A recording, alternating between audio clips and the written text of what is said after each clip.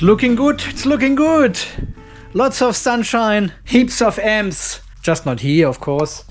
Not too bad, we've got 27 amps outside. And we are on 9% state of charge. Ooh, that's really bad for the battery. Really bad to go so low. Guys, welcome back to the Off-Grid Garage here in sunny but not so hot Australia. You won't believe it, we've got 0 amps outside in the morning. It is that cold. Guys, and in today's video we want to have a look at the Orientpower lithium iron phosphate battery. It is the OP48V230 model. Well, that's what it was before as well.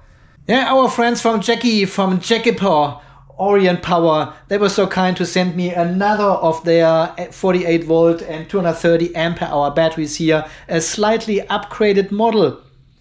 And today we want to have a look at this one, especially at the BMS. Because as you know, the Jaki batteries, they're using the Pace BMS, which is a fantastic BMS. It's almost perfect. And the new Jaki batteries, they already have this upgraded Pace BMS inside. And I have pre-charged this battery here with the grid charger. We can see it sits on 100% here. The charger has turned off. And if we go into the menu, you can see there's 0 amps going in at 54.6 volts roughly. Yeah? So the charger has turned off half an hour ago. Battery is fully charged and absorbed at 54.6 volts. This is how far the charger goes. And we will connect it to the power supply now and charge it fully all the way up to 55.2 and potentially higher.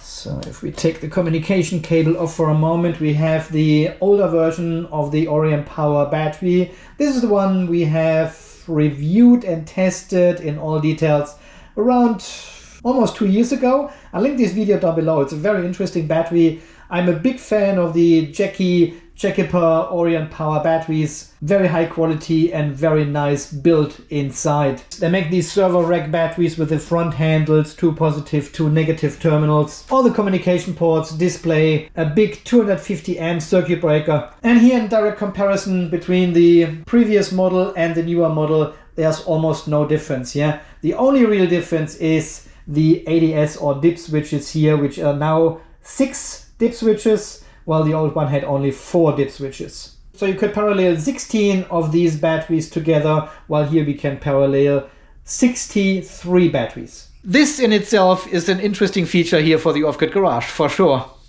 And I also noticed immediately that this power button is not straight. Look at this. The power symbol points to the side, while down here it is perfectly straight.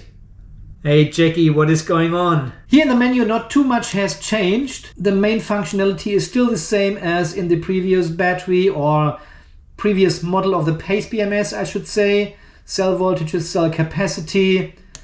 Enter a claims we are at 91%, so this charger charges the battery to around 90-95% apparently. And I wanted to show you something else. So there is some new features. Parameter settings, yeah. If we go into this battery here and go into parameter settings, go into enter, it says non-production manufacturer cannot use.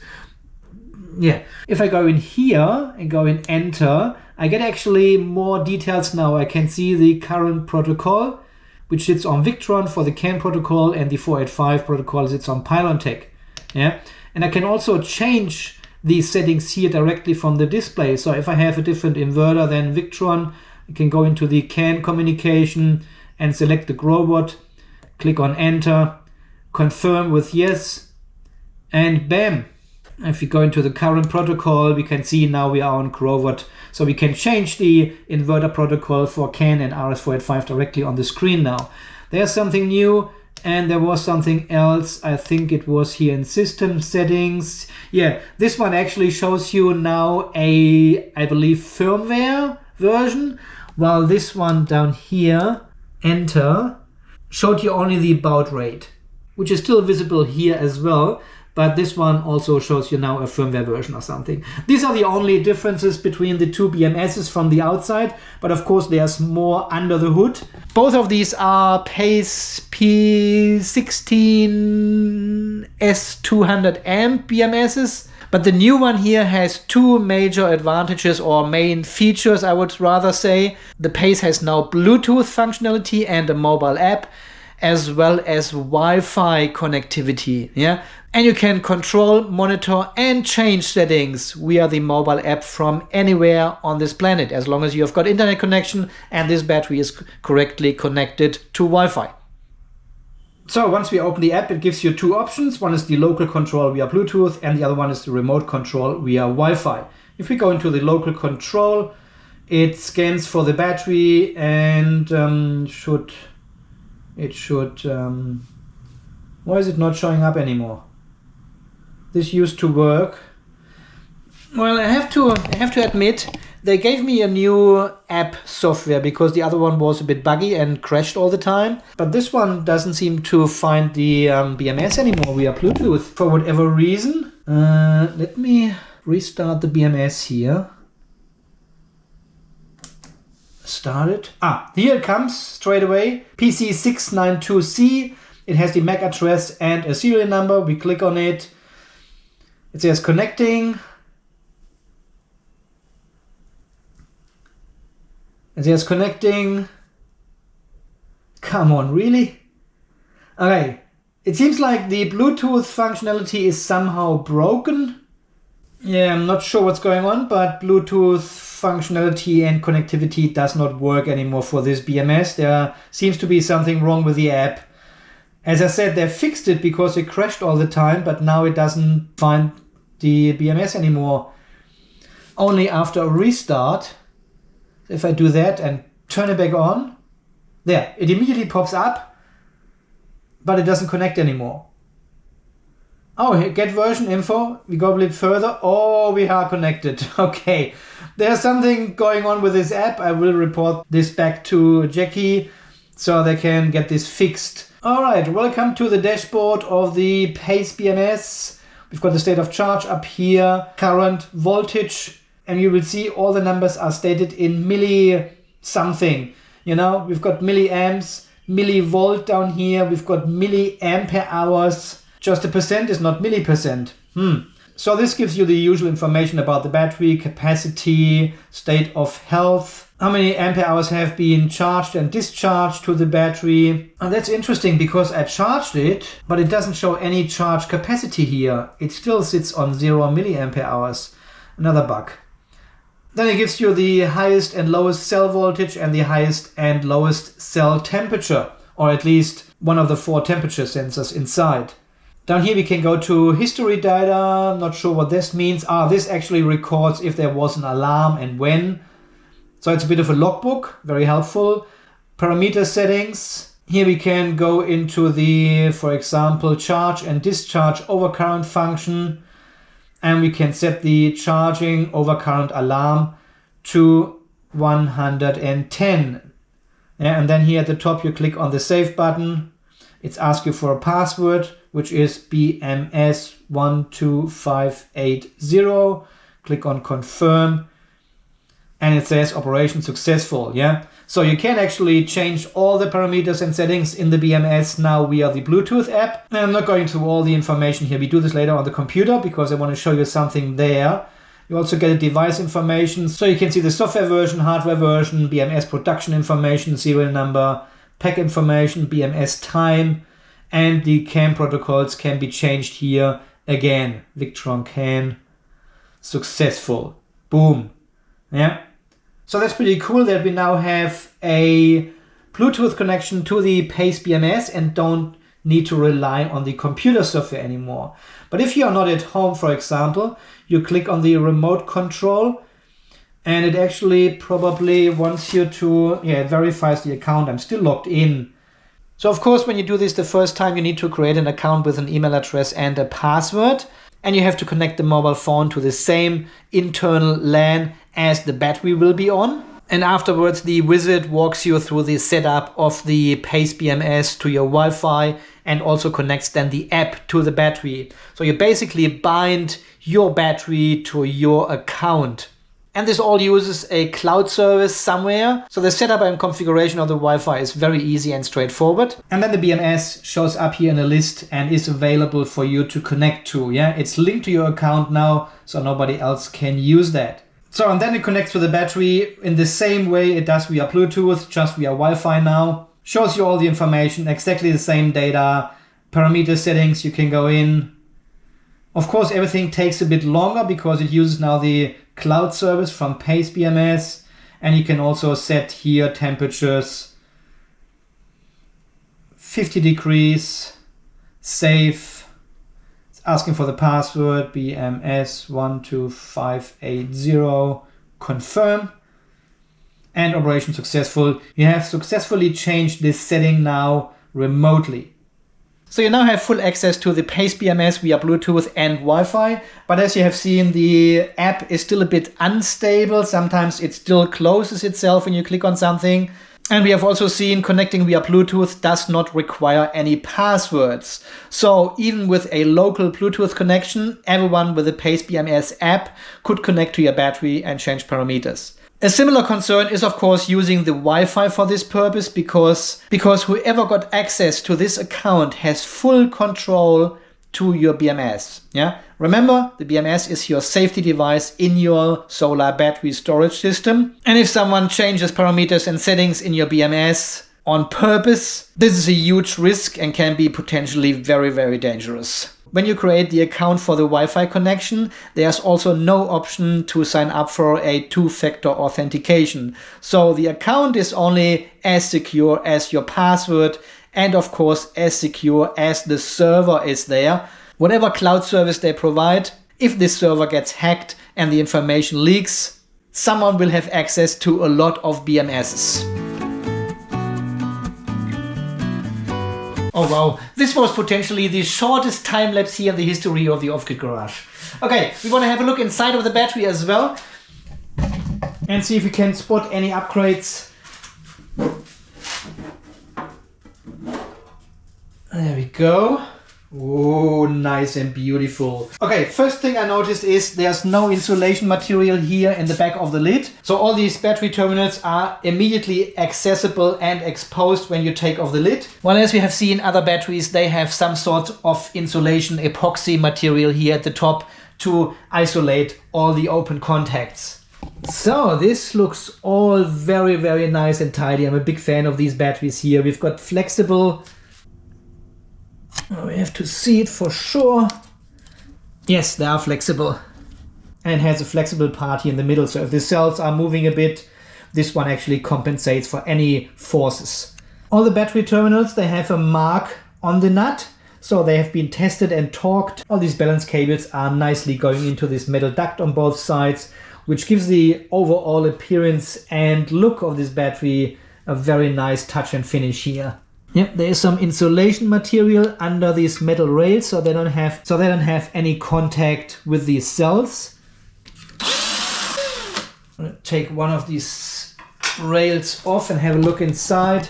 All the cables are again organized with zip ties, and we also have some openings here for the safety valves of the cells.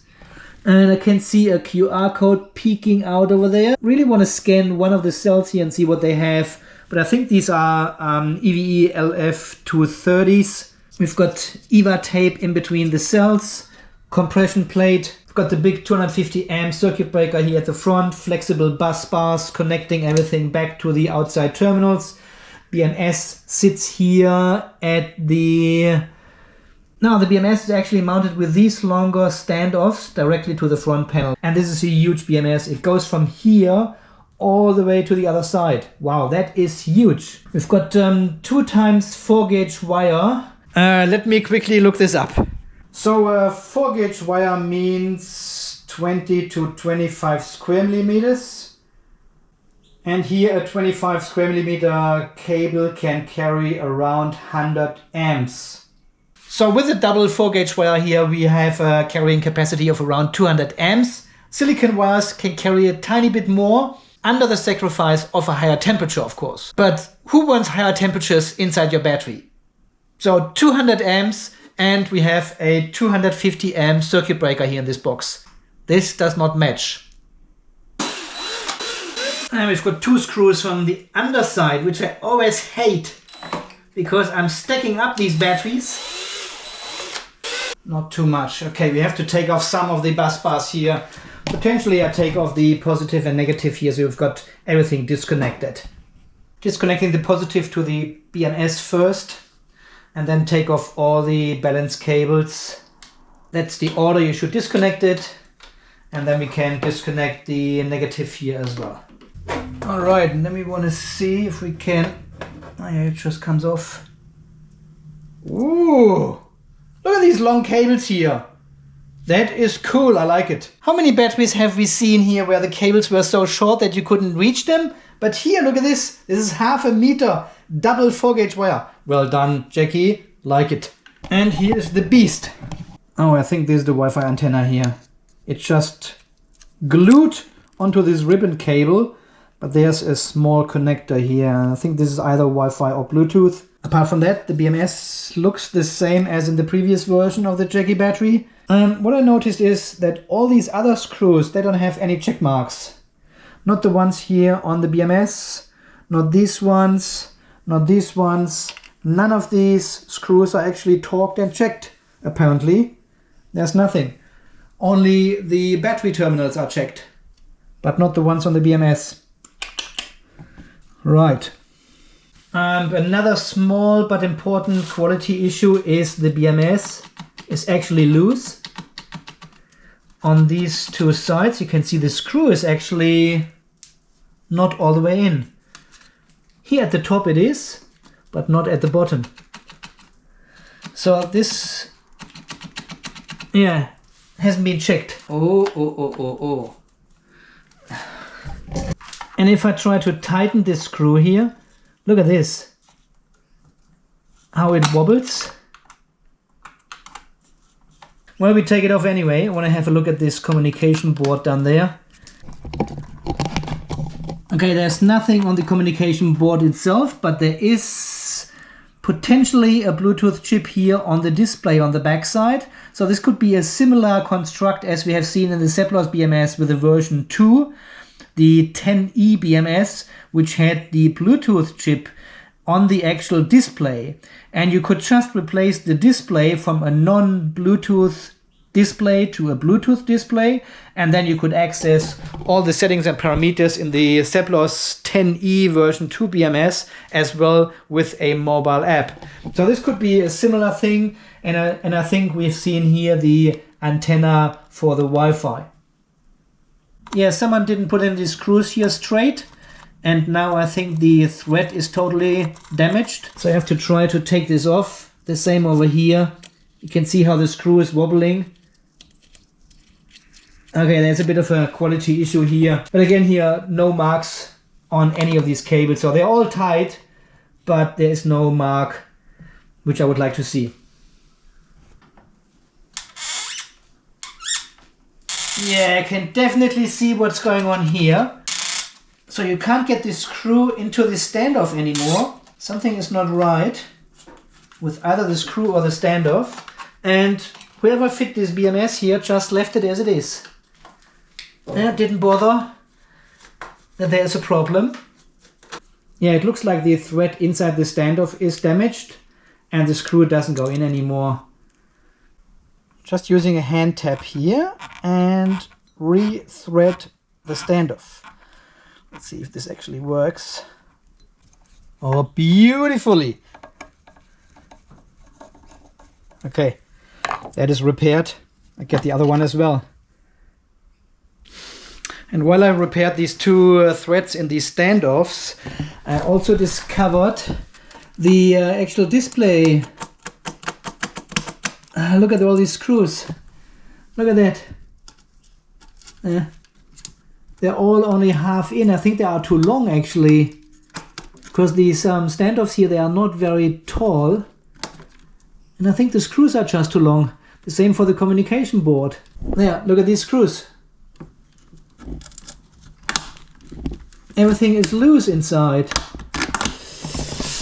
Jackie, what's going on with your quality control? That is not good.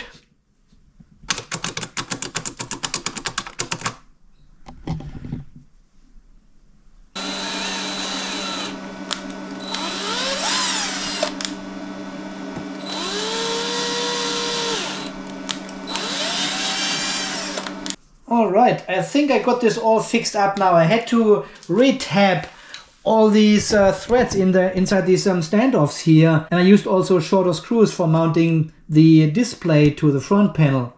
The ones they have used were actually longer than the standoff, so never mind, you're welcome. And just for the sake of fun, I retightened all these bolts here connecting to the BMS. And when I did it over here, I found that this one was actually pretty loose. So retightened this one.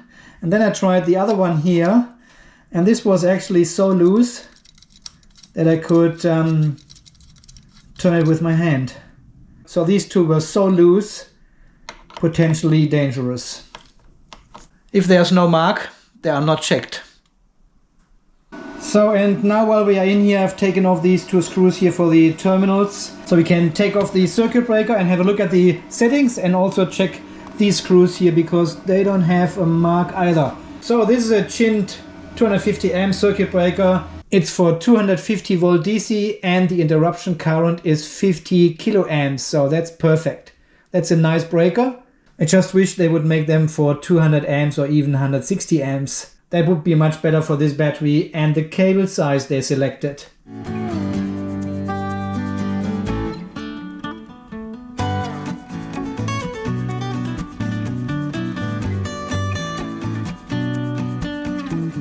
It's an EVE cell, the LF230 as expected, and production date is the 15th of December 2024. So this is less than half a year old. That is nice and perfect. So I've now put the whole box together again. I checked all the connections, so apart from the negative here on the BMS, between BMS and battery, all the screws were tightened. I checked the circuit breaker as well, no problem there. So my friends, I have now connected the, what is it actually called? BMS Tools app on the computer to the battery. And here for the Jaki batteries or for the Pace BMS, you have to use the RS232 port on the BMS. Yeah, and this plugs into an adapter which then goes onto USB. And this creates the usual virtual COM port. In my case, it is COM9. Start monitor. And we can see down here is the green bar running across. And it's getting all kind of information from the BMS. So this is the main dashboard of the whole BMS. You can see the pack voltage, the pack current, state of charge, state of health, remaining capacity, full capacity, battery cycles, all the temperatures, and all the single 16 cell voltages. Highest cell, lowest cell. Over here we've got the system status, so we can see charge MOSFETs are on, discharge MOSFETs are on, no alarms, no protection, no fault. And down here we've got several switches where we can enable and disable charging and discharging and some other stuff as well. So the admin password is 123456. Then this one turns green, you've got the correct password, and this gives us access to the parameters already. I'm not going into much details here with this app because we have seen this many times. I've done multiple I've done really detailed videos about the Pace BMS in the past. I link some of them down below, and we had a look at the computer software here in all details as well. So let's go into parameter settings. Click on the read all button down here. It reads all the information now from the BMS into the software. So these are all the default settings the BMS comes with. And what I really like on this software is that they have grouped all these parameters and settings together. Here in the first group there are these cell over voltage protection parameters. The next one are the pack over voltage protection. And then we've got cell under voltage and pack under voltage. Charge current, discharge current, and so on and so on. This is all nicely grouped and easy to see which parameters belong together. So I really like the structure and design of this simple software. It looks simple, it is simple, and that's what we want. As per default, they have an alarm at 3.6 volts, but allow charging the battery to 3.65, and there's a release at 3.38 with a delay timer of 1 second. And then we've got a pack over voltage alarm of 57.6, 58.4. That would mean 3.65 times 16. And the same for the under voltage, so they're allowed to discharge the battery all the way down to 2.5 volts.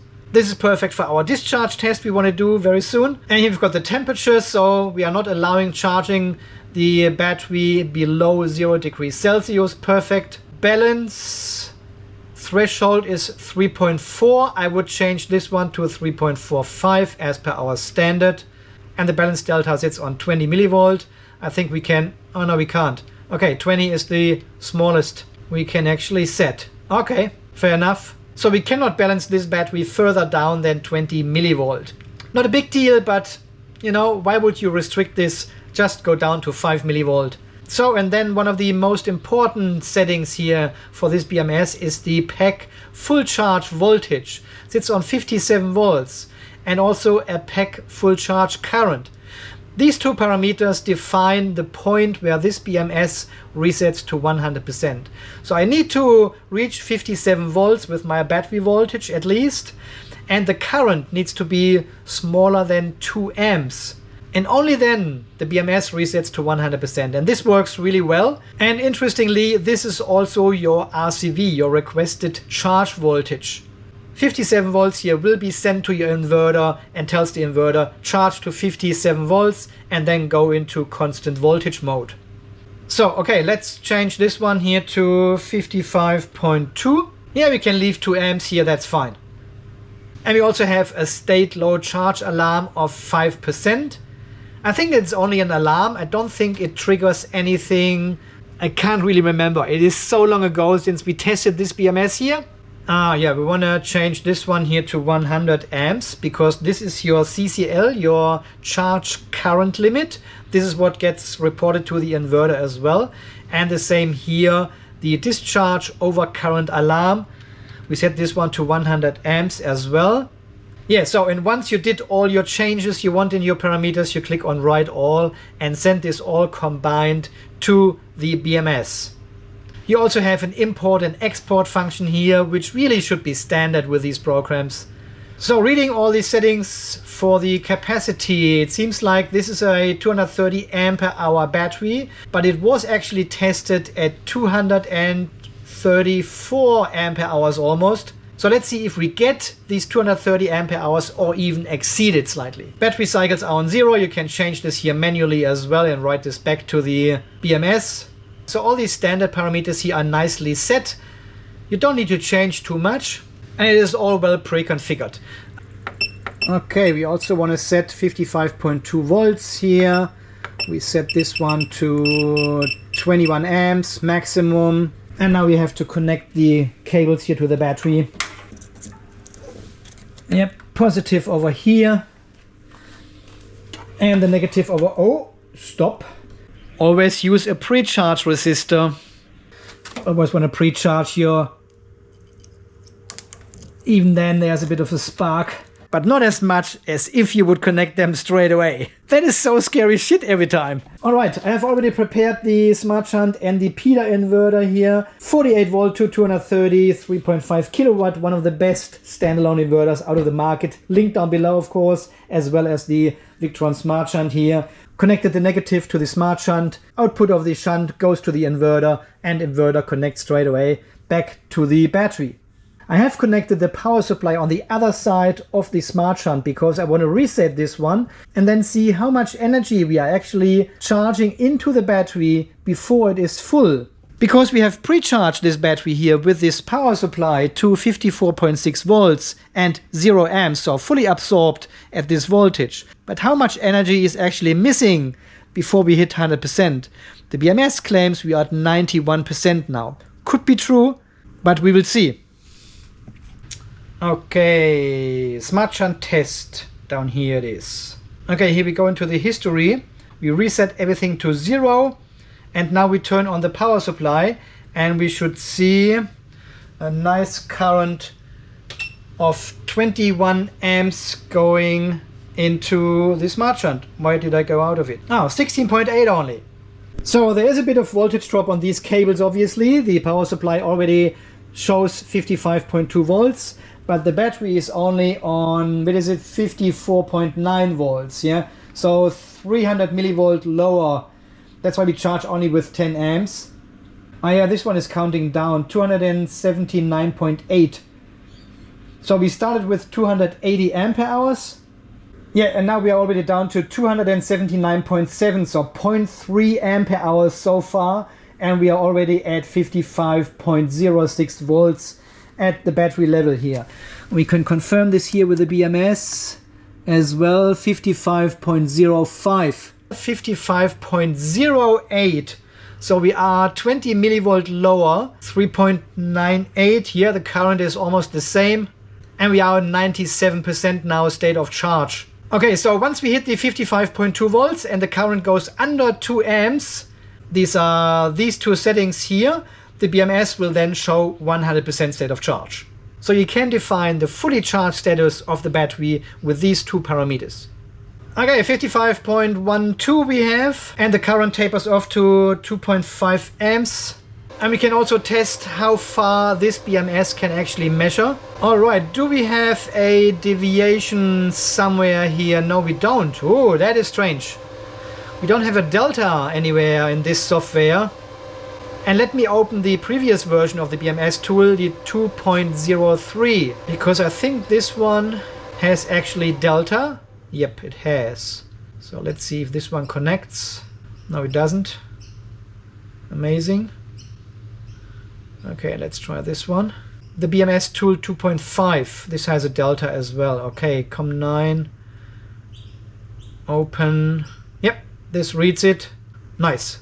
Okay, we're running the older version for the moment because this shows us the delta of 210 millivolt. Wow. You can see the balancer is already working on these cells, but this BMS has only a very tiny balancer, 150, 200 milliamps passive balancing. And from excessive testing we have done before on this channel here with this BMS, it is not really doing the job. So with these large capacity cells and a Pace BMS, you always want the knee active balancer as well, which you can freely program with the app via Bluetooth and define the start and stop voltages for balancing. But here let's see 55.15.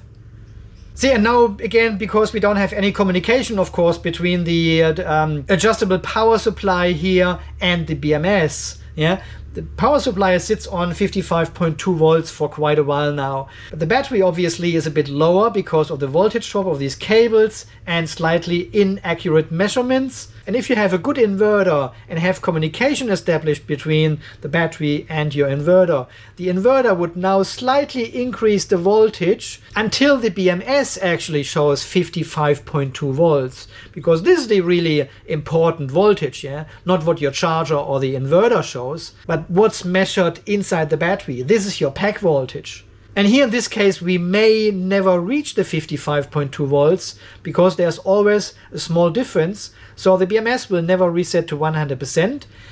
And there's always this little difference between BMS and charger. So BMS is now on 99%.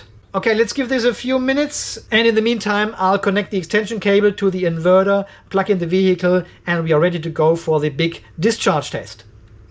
Okay, and now we've got this unfortunate situation that the BMS shows 0.0 amps coming into the BMS, but the smart shunt here still shows us 0.55 amps. And just before it was still on 0.62 amps and the BMS was showing 0. So this is your current threshold. The BMS does not count anymore.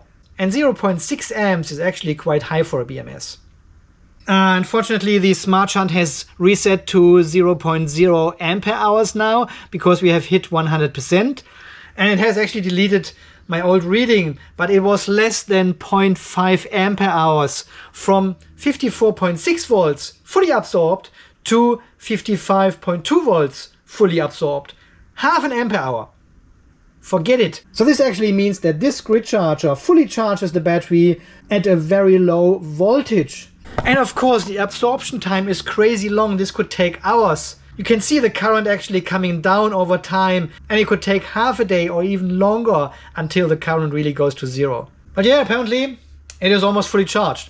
So we are still charging with 280 milliamps into the battery. BMS obviously doesn't show this anymore, and we are on 55.177 volts, so just close to 55.2 when the BMS actually would reset. Now let's increase the voltage here by, let's say, 20 let's say 10 millivolt. 55.21. And we can see, no, you can't see it. We can see an increase in charge current again, 0.4 amps. And this should actually increase now the voltage here even closer. It's not enough.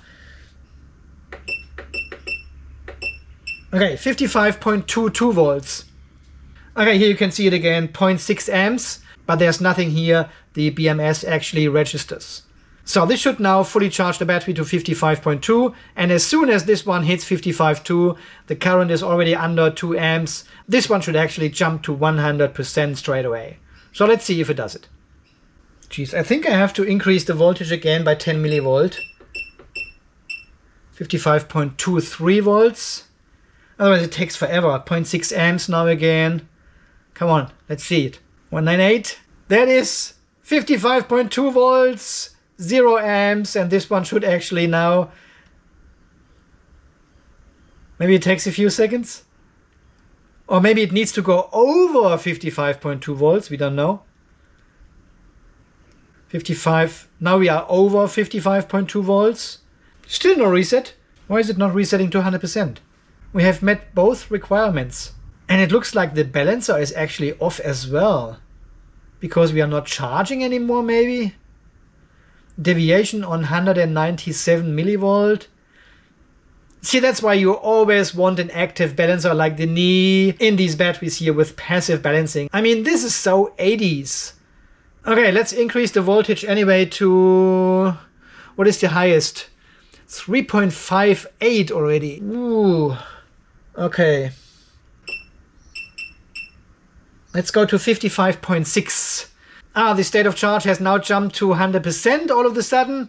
Even the current is higher, maybe it takes a while. So I'm keen to see if the current actually goes down under these 0.6 amps. If the balancer actually stops working then again. That would be insane. But I think we are hitting 3.65 volts before that.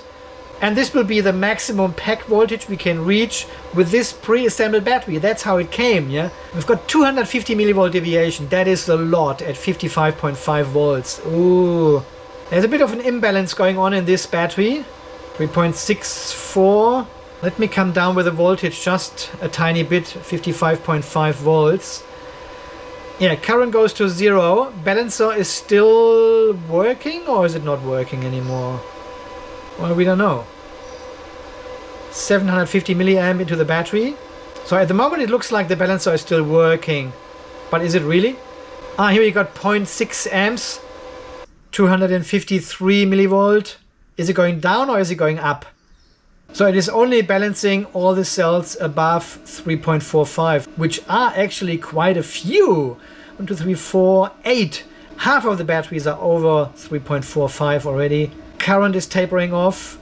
There, 0.55 it was before, and then it turned off. 0.54, 62, 53, 52.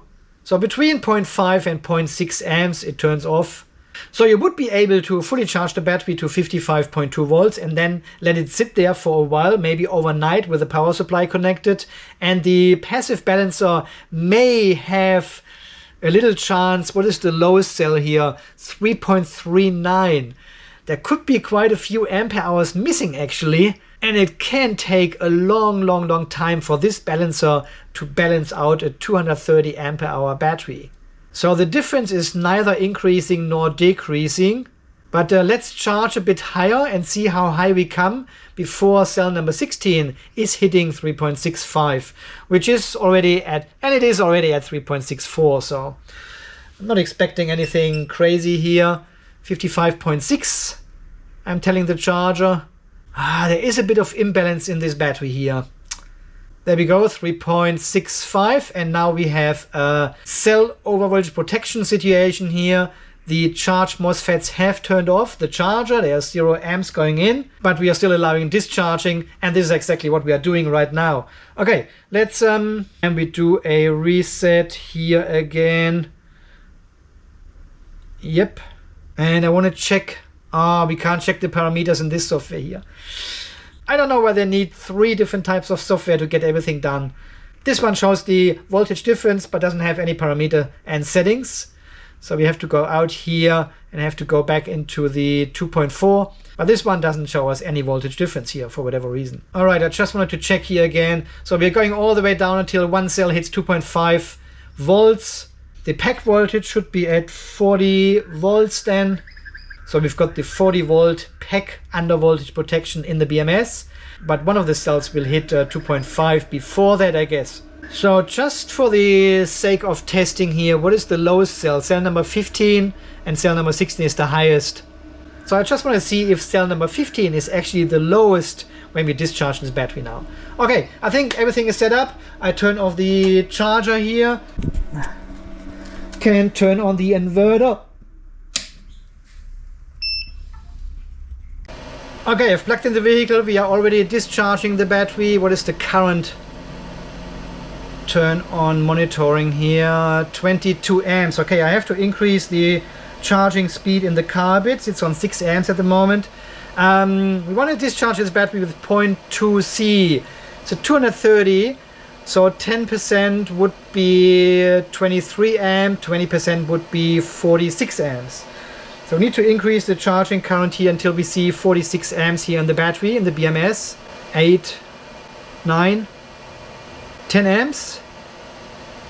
Yeah, that's good enough. Alright, smart shunt test is measuring 1.1 ampere hours already gone, and at this speed we are charging with 14 kilometers per hour. So test will take 5 hours as usually. So it is now it's already in the middle of the night again. Damn it!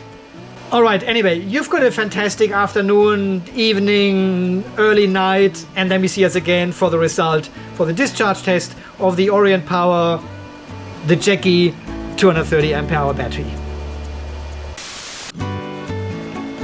And welcome back, guys. I'm totally relaxed because I had the Pace BMS mobile app running inside the house, and I could see all the details of the battery on my mobile phone. But now it is somehow not updating anymore. It says, wait please, for the last couple of minutes. I think I have to kill the app. Okay, let's have a look at the PC software here. We are on 45.7 volts. State of charge 1%. Okay, the smart shunt claims we are at 0%. Let's have a look at the history here. 11.8 kilowatt hours. That is more than the battery actually promised. 11.77 kilowatt hours. That is cool. But we are still 1 ampere hour short, but I'm sure we can actually reach that. 229.5.6 ampere hours. We've got a cell deviation of unknown. Okay, let's close this one and go into the I think it's the 2.5. Is it 2.3? I don't know. 64 millivolt. That's actually pretty good. Lowest cell is 2.7 volts. We are at 230.4. So the test has actually exceeded the rated capacity. We've got a pack under voltage and a state of charge low alarm, but no protection and no fault at the moment, so that's all good. Temperatures 26, 27, 28 for the BMS itself. Okay, I'm not sure at what point the actual Peter inverter will trip out and just stop working. 44 volts, but I think it goes pretty low, right? From the last test we did with the battery, it went really, really low. Okay, 2.7, 2.7, that's actually a pretty good low voltage deviation here for this battery. That's impressive. 34 amps. Now the car is already throttling down because the voltage drops in the inverter. Let's see if we get a message here. Yeah, charge rate reduced, unexpected voltage drop. We are at 231.7 and 11.9 kilowatt hours. Do we see 12 kilowatt hours? Come on, Jaki, give us 12. Here we go, low cell voltage alarms coming up now, all the yellow cells. Cell number 1. 2.67 volts. We keep discharging.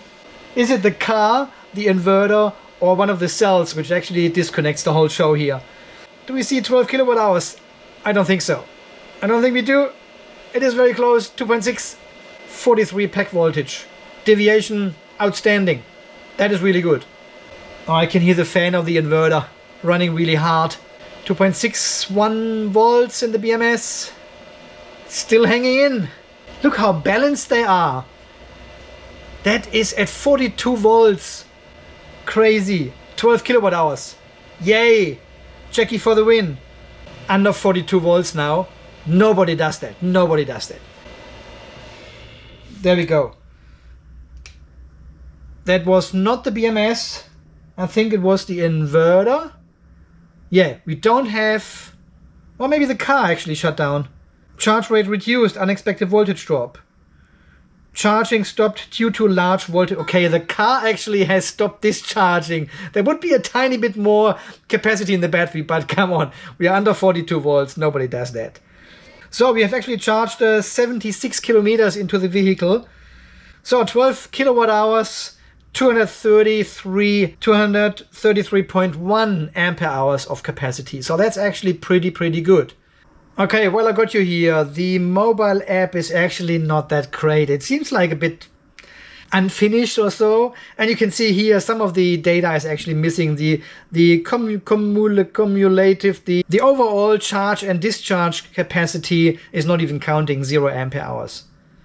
No, 0 milliampere hours, right? And the app is also not auto-updating. Look at the voltages in the cell. They are just sitting there. And you have to pull down, do the update swipe, and then it pulls new data from the server. So it's not updating at all. Let me see what else. I made actually some Jaki battery review. Okay, the app does not show some data, does not update, didn't connect to Bluetooth. Let's see if it does that actually. Please wait. No, it says wait please. Why is it not called please wait? Okay, back, local control.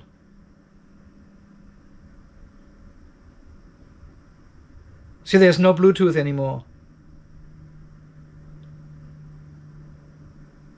Well, anyway. All right, so let's start from the top here. So the screws didn't fit for the standoffs on the screen.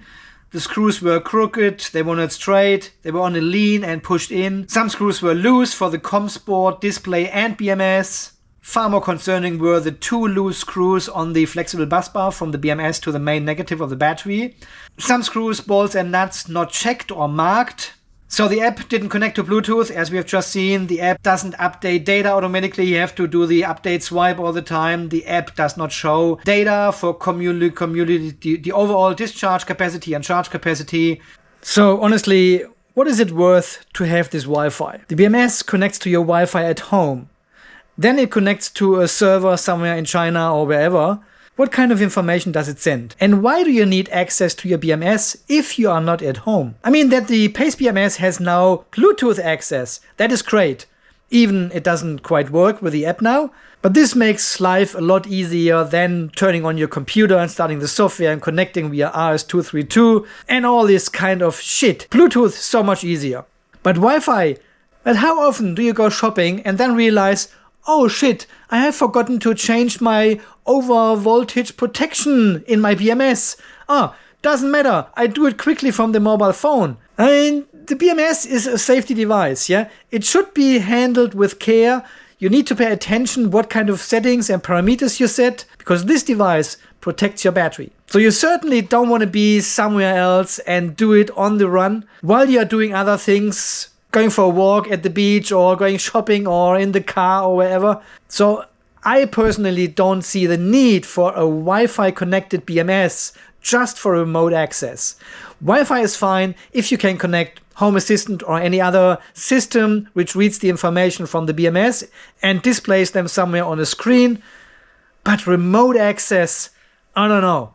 They were also talking about remote assistance. So let me know in the comments down below, how important is this Wi-Fi remote access actually? There's no two-factor authentication for the online account, a bit of a safety concern, right? The cables inside the box are rated for 200 amps if we take 4-gauge wire as 25 square millimeter. But it is between 20 and 25, so it is actually a bit less than 100 amps per cable. So, and then having a 250 amp circuit breaker, I don't know. Let me know in the comments. Lifting handles bent. I haven't shown you that yet. Okay, when I lifted the battery with the straps, right? I put the straps here on the lifting handles, and I could feel already with the crane when I lifted these ones here, they were really, really bent to the top. And now if you want to lift the case, you actually jam your fingers. Here, a bit more light and you can actually see what I mean. See how far up they are now? Here. So this is now pushing your hands against this corner. Well, down here in the old battery, where we have done the same, they stop over here, yeah? A bit over 90 degrees, maybe 100 degrees or something. And they have like, I don't know, 160 degrees or so. And they are also not straight anymore. I'm not sure if you can see that here, but if you look along the handle, it's not straight. It's actually bended. I cannot see any difference between this handle and this flip handle here, but this one is not as strong as the one in the old cases. I don't know why the handles bent.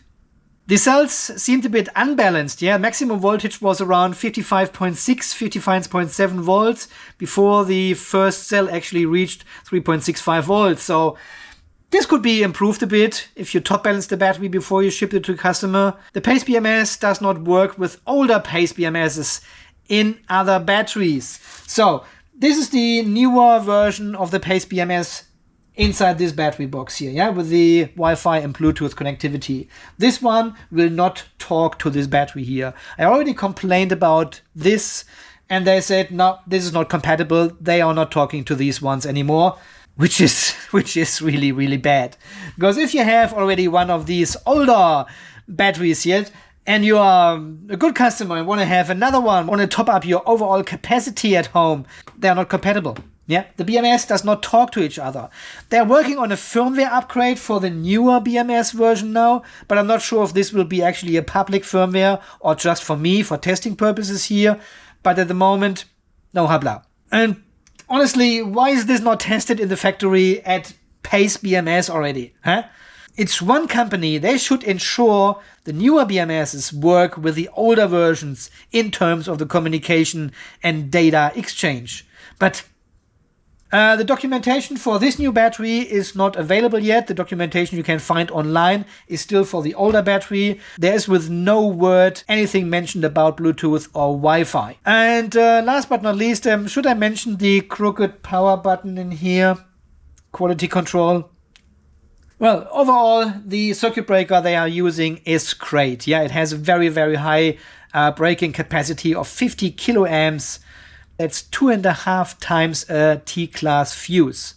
As we have seen, the battery inside, super clean installation, yeah? The wires are all well organized in this metal duct across the cells. I really like it. Long cables at the front panel. If you take the front panel off, they're really, really nice and long, not like in other batteries where it seems like they are saving on every millimeter of the copper.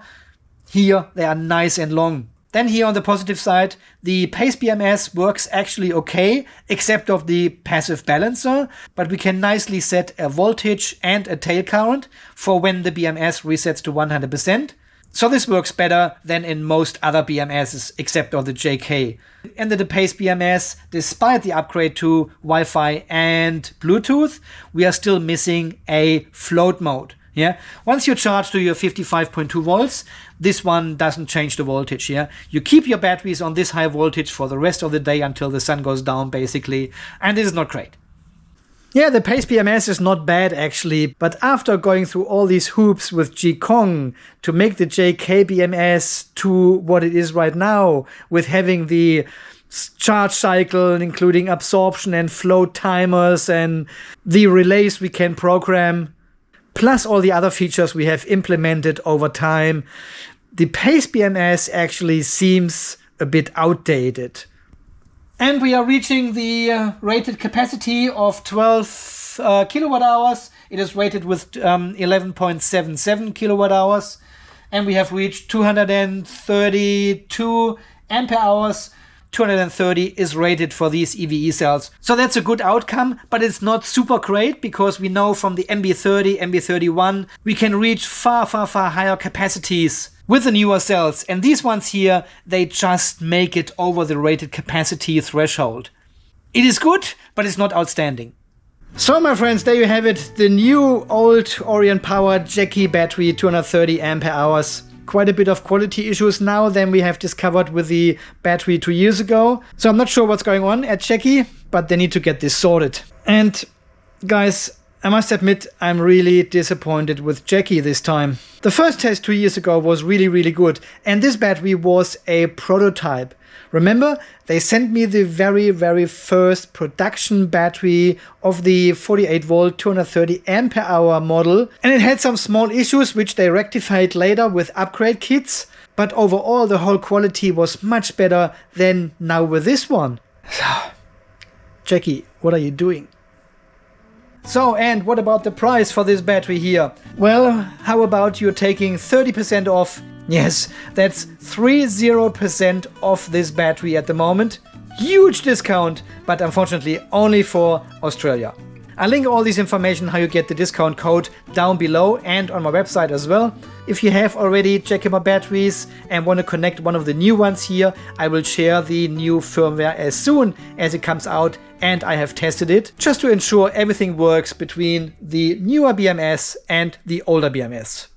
Also, at the moment, there is no integration for Home Assistant or anything for this BMS available. Home Assistant does not pick up the IP address and install any integration, or lets you know that there's a new device connected and it can display some data of it. Nothing, unfortunately. Holy shit, we just made 110,010 subscribers. I have to 3D print 2 more 1 numbers. I don't have any in stock at the moment. Guys, well, thank you so much for 110,000 subscribers. That is crazy. You are crazy. Yeah, and me too a little bit, I know. Thank you so much. Thanks for all your amazing support, for all your donations, becoming a channel member, buying me a coffee, a smoothie, a water, leaving nice comments and helping me out answering comments. Because there are so many questions under these videos and I cannot keep up with all of them. So I need all your help to reply to questions from others and help me out here. This saves me a ton of time so I can make more videos for you. Guys, thank you so much for that. You are freaking amazing. Fan-freaking-tastically. Yeah, exactly, Joe. That's what I was trying to say. Alright, my friends, until the next video when we do something else. So, until then, guys, you stay charged, stay safe, and thanks again for watching. See you then. Bye-bye.